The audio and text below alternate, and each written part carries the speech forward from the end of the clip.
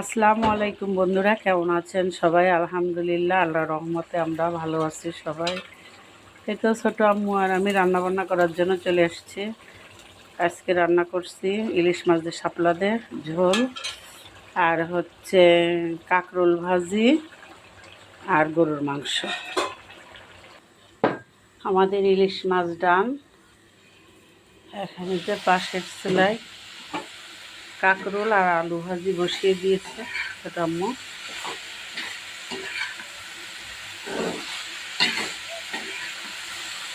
আজকে ওয়েদার ভালো না দেখুন বন্ধুরা, আজকেও পুকুরে মাছ মারতেছে সবাই, কিন্তু খুব বৃষ্টি হচ্ছে, এই বৃষ্টি এই মেঘ।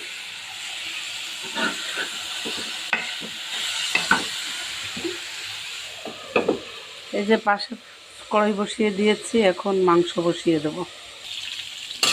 গোশের আলুগুলো একটু ভেজে নিই।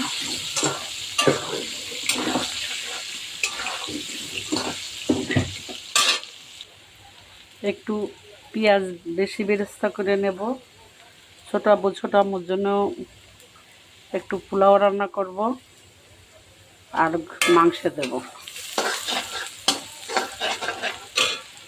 এপাশে ভাজিটাও প্রায় ডান নামিয়ে নেব।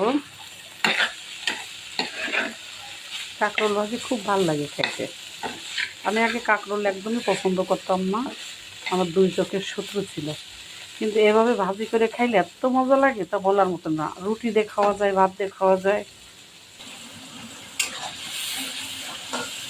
এই তো বন্ধুরা, গোশের সব মশলা দিয়ে দিয়েছি, আদা বাটা, রসুন বাটা, ধনিয়া জিরার গুঁড়া, শুকনো মরিচের গুঁড়া সব দিয়ে দিলাম। গরম মশলাও দিয়ে দিলাম। ছোটো আম্মু মাংস দিয়ে দিচ্ছে।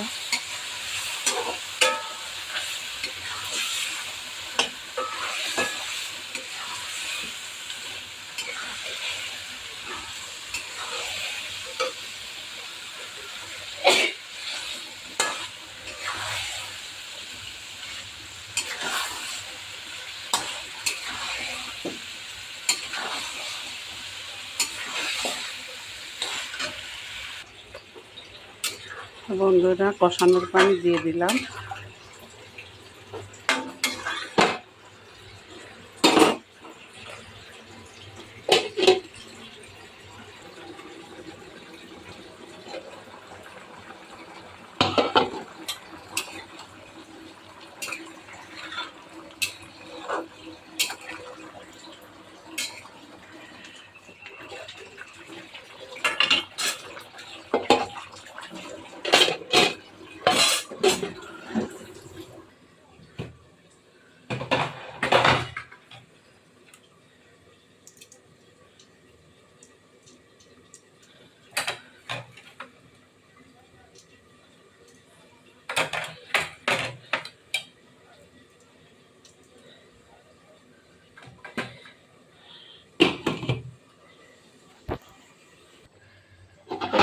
ঝোলে পানি দিয়ে দিলাম।